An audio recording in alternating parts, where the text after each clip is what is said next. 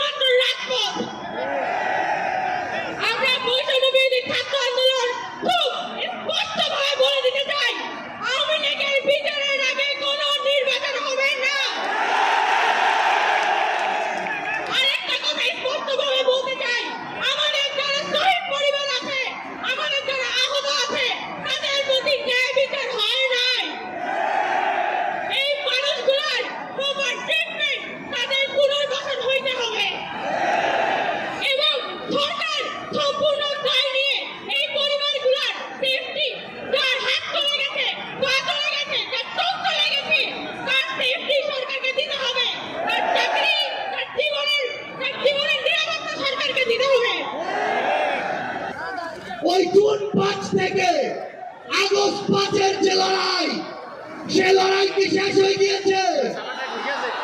আমাদের সংগ্রাম কি শেষ?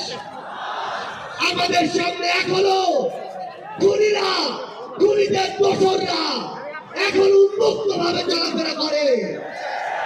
যারা আমাদের ভাইদের হত্যা করেছে, ওই ছাত্রলীগ, যুবলীগ, আওয়ামী লীগের সন্ত্রাসীরা, তারা এখনো বিভিন্ন দিক থেকে আমাদেরকে দেখে আর মুচকি হাসে। এই খুনিদের বিচার হতে হবে কিনা?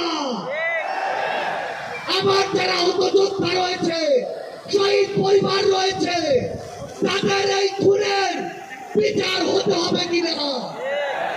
আমরা অবিলম্বে অন্তর্বর্তীকালীন সরকারকে একটি আহ্বান জানাতে চাই। আমরা যদি আমাদের এই শহীদ ভাইদের রক্তের বিচার না করতে পারি, আমরা কখনো নিজেদেরকে বাস করতে পারবো না। বৈষম্য বিরোধী ছাত্র আন্দোলন যখন জুলাইয়ের প্রোক্লেমেশন নিয়ে রাজপথে জমায়েত করার ঘোষণা দিয়েছে, আমরা দেখেছি সরকারের পক্ষ থেকে উদ্যোগ নিয়ে সকল রাজনৈতিক পক্ষকে সাথে নিয়ে সরকার জুলাইয়ের ঘোষণাপত্র পাঠ করার সিদ্ধান্ত গ্রহণ করেছে। সরকারের এই সিদ্ধান্ত বৈষম্য বিরোধী ছাত্র আন্দোলনের এক অন্যতম বিষয়।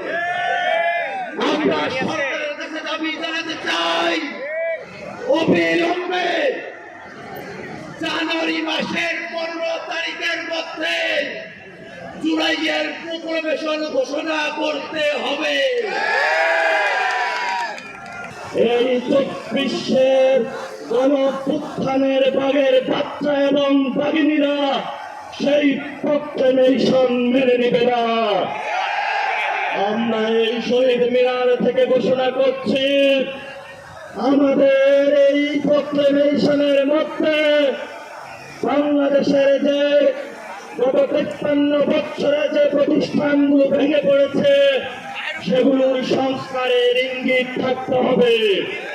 আমরা আরো ঘোষণা করছি, বাংলাদেশ স্বাধীন হয়েছে 24-এ নতুন করে। আমরা আর কোন নতজানু রাষ্ট্রনীতি বাংলাদেশের পক্ষ থেকে দেখতে চাই না।